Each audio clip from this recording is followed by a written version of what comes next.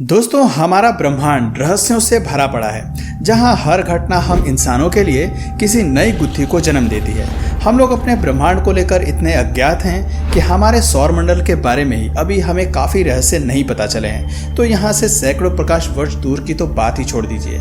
लेकिन रहस्यों से भरी इस दुनिया में एक चीज़ ऐसी है जो अपने अंदर कितनी खौफनाक चीज़ों को छुपा कर बैठी है, इसका हमें अंदाज़ा भी नहीं है। और रहस्यों से भरी उस वस्तु का नाम है ब्लैक होल। ब्लैक होल एक ऐसा अकल्पनीय कॉस्मिक ऑब्जेक्ट है जो अपने पास से गुजरने वाली हर एक चीज को अपने अंदर निगल लेता है, और वो निगली हुई वस्तु अंत में कहाँ जाती है, इसके बारे में किसी को भी कोई जानकारी नहीं है। आज की इस वीडियो में हम लोग ब्लैक होल के बारे में कुछ ऐसे रोचक तथ्य आपके सामने रखने वाले हैं जिनको सुनने के बाद ब्रह्मांड और ब्लैक होल के प्रति आपका नजरिया ही बदल जाएगा। तो नमस्कार दोस्तों, आप सभी का स्वागत है मिस्टर स्पेस में, जहां हम लोग फिर से आपके लिए ब्रह्मांड के एक और रोचक किस्से को लेकर आए हैं। तो बिना वक्त जाया करे चलिए शुरू करते हैं। दोस्तों, हमारी मिल्की वे गैलेक्सी में इतने तारे हैं जिनको आप गिनते गिनते बूढ़े भी हो जाएंगे, फिर भी उनकी गिनती खत्म नहीं होगी। लेकिन इन कठिनाइयों के बावजूद वैज्ञानिकों ने अंदाजे के लिए एक अनुमान लगाया है कि संपूर्ण ब्रह्मांड में तारों की संख्या उतनी निकलेगी जब आप एक के पीछे 24 जीरो लगाएंगे। यानी कि ये संख्या कुछ इस तरह होगी 1000000000000। इनमें से कुछ तारे ऐसे होते हैं जो बस नाम मात्र के प्रकाश छोड़ते हैं, और कुछ हमारे सूर्य जैसे जो अपने चारों ओर ग्रहों को एक समूह में अनुशासित तौर पर बांधकर किसी सौरमंडल की रचना करते हैं। लेकिन जो तारे इन दोनों सितारों से ज्यादा विशाल और शक्तिशाली होते हैं, वो अपनी मृत्यु के बाद रचना करते हैं ब्रह्मांड के सबसे रहस्यमय धरोहर यानी कि ब्लैक होल की। जब हमारे सूर्य से लगभग 10 गुना ज्यादा विशालकाय तारा फटता है और सुपरनोवा करता है, तो इसके इसी एक्सप्लोजन से अंतरिक्ष में मानो कुछ देर के लिए तबाही मच जाती है। इस धमाके के बाद अलग अलग तरह के हैवी एलिमेंट्स पूरे कॉस्मोस में फैल जाते हैं। लेकिन इन सभी बातों के अलावा सबसे आवश्यक बात यह है कि इस ताकतवर विस्फोट से निर्माण होता है एक ब्लैक होल का। ब्लैक होल एक ऐसी कॉस्मिक एंटिटी है जो अपनी तरफ आने वाली हर एक चीज को अपने अंदर खींच कर निगल लेती है। ऐसा माना जाता है कि पूरे ब्रह्मांड में सबसे ज्यादा गुरुत्वाकर्षण बल ब्लैक होल के पास ही है, जिसका ग्रेविटेशनल फोर्स इतना ताकतवर होता है कि उसके पास से लाइट के पार्टिकल्स भी बचकर नहीं निकल सकते। प्रकाश को इस ब्रह्मांड में सबसे तीव्र कहा जाता है, और अगर इस ब्रह्मांड का सबसे तेज खिलाड़ी भी ब्लैक होल से बच के नहीं निकल पाए तो समझ लीजिए कि इसकी ताकत कैसी है। ब्लैक होल को और गहराई से समझने के लिए पहले आपको उसके स्ट्रक्चर को समझना पड़ेगा। अगर आपने ब्लैक होल की तस्वीर देखी होगी तो आपने नोटिस किया होगा कि उसके बीच में एक ऐसा काला क्षेत्र होता है जहां से किसी भी तरह की लाइट नहीं आ रही होती है, और ये वही जगह है जहां पर सारे पार्टिकल्स ब्लैक होल में घुसने के बाद एंड में जाते हैं। काले रंग के इस बड़े से क्षेत्र को ब्लैक होल के नाम से जाना जाता है। इसे यूनिवर्स में एग्जिस्ट करने वाली सबसे डार्केस्ट चीज कही जाती है, क्योंकि एक बार अगर इसके अंदर लाइट भी प्रवेश कर गई तो वो बाहर जरा भी रिफ्लेक्ट नहीं होती और वो अंदर किसी मिस्टीरियस दुनिया में चली जाती है। ऐसा माना जाता है कि ब्लैक होल के अंदर टाइम भी रुक जाता है, और वहां पर सब कुछ स्टॉप होने के कारण उसके अंदर प्रवेश कर चुकी चीज हमेशा हमेशा के लिए मानो उसी अवस्था में थम जाती है। पर जैसा कि हमने बताया, ब्लैक होल अपनी और हर एक चीज को अपने ग्रेविटेशन की वजह से अट्रैक्ट करता है। पर चाहे ब्लैक होल कितना भी विशालकाय क्यों ना हो, इसकी ग्रेविटेशनल फोर्स की भी एक बाउंड्री है जिसे नाम दिया गया है event horizon. Event horizon black hole की वो लिमिट होती है जिसके बाहर उसकी ग्रेविटी किसी काम की नहीं रहती। फॉर एग्जाम्पल, अगर आप इवेंट होराइजन के बाहर खड़े हैं तो ब्लैक होल आपका कुछ भी नहीं बिगाड़ पाएगा। लेकिन अगर आप इवेंट होराइजन के अंदर अपनी पैर की उंगली के एक नाखून भी रख देंगे तो इतने छोटे से मीडियम के थ्रू ही ब्लैक होल आपको अंदर खींच लेगा।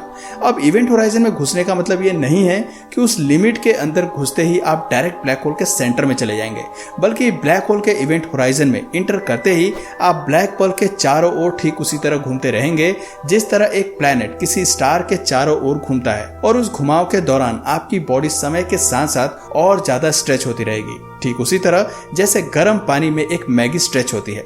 खैर, ब्लैक होल के बारे में एक ऐसा तथ्य है जो आप में से शायद कुछ ही लोग जानते होंगे, और वो तथ्य है कि ब्लैक होल अपने अंदर जितना मैटर खाता जाता है उसका साइज उतना ही ज्यादा बड़ा होता जाता है, और ब्लैक होल की साइज की लिटरली कोई लिमिट नहीं है। अगर आप उसको लाइफ टाइम मैटर फीड कराते रहेंगे तो वो लाइफ टाइम अपने आसपास के मैटर को खाता रहेगा। जैसे जैसे उसका साइज बड़ा होता जाएगा, उसके इवेंट होराइजन का एरिया और उसकी ग्रेविटेशनल फोर्स भी उसी के साथ और ज्यादा स्ट्रांग होती जाएगी। इसके अलावा कभी कभी अगर दो ब्लैक होल्स का एक दूसरे के साथ संगम हुआ तो उससे दोनों ब्लैक होल्स नष्ट नहीं होंगे, बल्कि दोनों आपस में एक दूसरे के साथ मिल जाएंगे और बाद में उससे भी विशालकाय ब्लैक होल की रचना करेंगे, जो उन दोनों की एरिया से भी बड़ा और उनकी क्षमता से भी ज्यादा ताकतवर होगा। लेकिन ऐसा नहीं है कि ब्लैक होल में कोई प्रजाति नहीं होती। अब जिस प्रकार से तारों की अलग अलग वेराइटीज होती है, जैसे नॉर्मल स्टार, न्यूट्रॉन स्टार वगैरह वगैरह, उसी तरह से ब्लैक होल्स के भी 3 प्रकार होते हैं, जो हैं stellar black holes, intermediate black holes और सुपर मैसिव ब्लैक होल। किसी ब्लैक होल की फॉर्मेशन के दौरान उसकी स्ट्रेंथ उस तारे पर डिपेंड करती है जो तारा सुपरनोवा करके ब्लैक होल की फॉर्मेशन करता है। जैसे अगर कोई सफिशिएंट अमाउंट का स्टार सुपरनोवा करेगा तो उससे स्टेलर ब्लैक होल की फॉर्मेशन होगी, लेकिन अगर कोई उससे 100 गुना बड़ा और शक्तिशाली तारा फटेगा तो उससे इंटरमीडिएट ब्लैक होल बनेगा। लेकिन दोस्तों, इन सभी बातों का ये मतलब नहीं है कि ब्लैक होल्स कभी मर नहीं सकते। ब्लैक होल्स की मरने की कहानी भी उनकी उत्पत्ति और उनके तथ्यों से कहीं ज्यादा दिलचस्प है। एक ओर जहां ब्लैक होल्स मैटर फीड करके अपना आकार बढ़ाता है, तो वहीं दूसरी ओर वो अपने अंदर से एक तरह की रेडिएशन भी बाहर फेंकता है, जिसे हॉकिंग रेडिएशन के नाम से जाना जाता है। वैसे तो हॉकिंग रेडिएशन काफी डीप कॉन्सेप्ट है, जिसके बारे में आप तभी उतने अच्छे से समझ पाएंगे अगर मैं उस पर एक सेपरेट वीडियो बनाऊं। तो मुझे नीचे कमेंट करके बताइएगा कि आप हॉकिंग रेडिएशन पर एक अलग वीडियो चाहते हैं या नहीं। लेकिन अभी के लिए हम ब्लैक होल की मौत को कुछ बेसिक टर्म्स की मदद से समझते हैं। जैसे कि अभी कुछ देर पहले हमने बताया कि ब्लैक होल अपने अंदर से हॉकिंग रेडिएशन रिलीज करता है, और रिलीज किए गए इस रेडिएशन की वजह से ब्लैक होल के साइज पर भी इफेक्ट पड़ता है। इसके अलावा एक और तथ्य यह है कि जितना ज्यादा ब्लैक होल का साइज छोटा होता रहेगा, उसके द्वारा रिलीज की जा रही हॉकिंग रेडिएशन उतनी ही ज्यादा मात्रा में निकलती जाएगी, जिसके कारण पहले के मुकाबले ब्लैक होल का साइज और तेजी से श्रिंक होने लगेगा। सेम यही प्रोसेस तब तक रिपीट होती रहेगी जब तक ब्लैक होल का ऑलमोस्ट सारा मास उस रेडिएशन के थ्रू निकल ना जाए, और जैसे ही ब्लैक होल अपने डेथ पॉइंट पर होगा, उसके एरिया में कुछ डिफरेंट कॉस्मिक एक्टिविटीज होने लगेंगी और कुछ देर बाद वो ब्लैक होल हमेशा हमेशा के लिए नष्ट हो जाएगा। अब ब्लैक होल के एंडिंग पॉइंट के लिए बेसिकली 2 तरह के हाइपोथेसिस बताई जाती हैं, जिनसे हम लोग ब्लैक होल के खात्मे को इमेजिन कर सकते हैं। पहली पॉसिबिलिटी के हिसाब से जब एक ब्लैक होल अपने लास्ट स्टेज पर होता है, तब वो श्रिंक होते होते फाइनली एक ऐसा खतरनाक एक्सप्लोजन करता है जिससे पूरे कॉस्मोस में डस्ट पार्टिकल और कॉस्मिक ऑब्जेक्ट की सुनामी आ जाती है। यह दृश्य देखने में कैसा लगता होगा, इसको कई बार कंप्यूटर ग्राफिक्स द्वारा प्रिडिक्ट किया गया है, लेकिन वास्तविकता में वो धमाका देखने में कैसा लगता होगा, इसके बारे में हम सिर्फ कल्पना ही कर सकते हैं। और वैज्ञानिकों ने भी अभी तक ऐसी कोई भी चीज को विटनेस नहीं किया है जिसके कारण हम इसके ठोस सबूत को पेश कर सकते हैं। दूसरी हाइपोथेसिस के अनुसार जब ब्लैक होल श्रिंक होते होते अपने खात्मे के समय में आता है, तब वो अपने दोनों साइड से एक बीम या यूं कहें कि कॉस्मिक रे को इस यूनिवर्स में छोड़ता जाता है, जो किसी गामा रे की तरह अपने रास्ते में आने वाले किसी भी चीज को नष्ट कर देती है।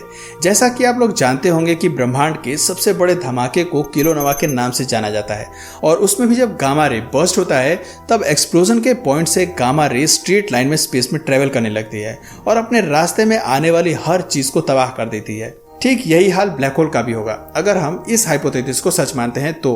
वैसे तो इसके सच होने के कई सारे चांसेस हैं, क्योंकि ब्लैक होल अपने अंदर काफी सारी एनर्जी स्टोर करके रखता है, जो बेशक ही किसी गामा रे को प्रोड्यूस करने में सफिशिएंट होती है। लेकिन इस बात में कितनी सच्चाई है और कितना झूठ है, ये तो कोई नहीं जानता। हालांकि मिले हुए डेटा और हम तक पहुंचाई गई हाइपोथेसिस के हिसाब से तो यही अनुमान लगाए जाते हैं कि ब्लैक होल की डेथ अंतरिक्ष के सबसे डेडली इंसिडेंट्स में से एक है, जो अपने आसपास के काफी बड़े इलाके को तबाह करने में सक्षम होती है। आखिरकार ब्लैक होल ब्रह्मांड की सबसे स्ट्रॉन्ग ग्रेविटी वाला ऑब्जेक्ट है, मरते वक्त उसका तबाही मचाना तो लाजमी है। दोस्तों, वैसे तो हमसे 1500 लाइट ईयर्स दूर यूनिकॉर्न नाम का ब्लैक होल धरती का सबसे करीबी ब्लैक होल है, जिसके मरने के बाद उसकी तबाही का असर हमारी धरती तक आना यूं तो मुश्किल है, लेकिन फिर भी इस ब्रह्मांड में कुछ भी असंभव नहीं है। क्या पता समय के साथ साथ इसको इतना मैटर मिले कि ये किसी सुपरनोवा ब्लैक होल में कन्वर्ट हो जाए, या जब इसकी मौत हो तब ये इतनी स्ट्रॉन्ग बीम छोड़े कि उससे हमारी धरती के टुकड़े टुकड़े हो जाएं। लेकिन अगर ऐसा होगा भी तो फिलहाल इस घटना के घटित होने में काफी समय शेष है। तब तक तो पता नहीं मानव जाति इस धरती पर रहेगी भी या नहीं। फिलहाल आपको ब्लैक होल्स के बारे में इतनी जानकारी पाकर कैसा लगा, हमें कमेंट करके ज़रूर बताइए। और अगर आपके मन में भी कोई सवाल या सुझाव है तो हमें कमेंट करके वो भी ज़रूर बताइए। और दोस्तों, अगर इस वीडियो से आपको कुछ नया जानने या सीखने को मिला या फिर इंटरेस्टिंग लगा तो प्लीज़ इस वीडियो को एक लाइक करके अपने फ्रेंड्स और फैमिली में इसे ज़रूर शेयर करें। और यदि आप इस चैनल पर नए हैं तो प्लीज़ इस चैनल को सब्सक्राइब करके बेल नोटिफिकेशन आइकन को ऑन कर लीजिए ताकि हमारे आने वाले वीडियोस आप मिस ना करें।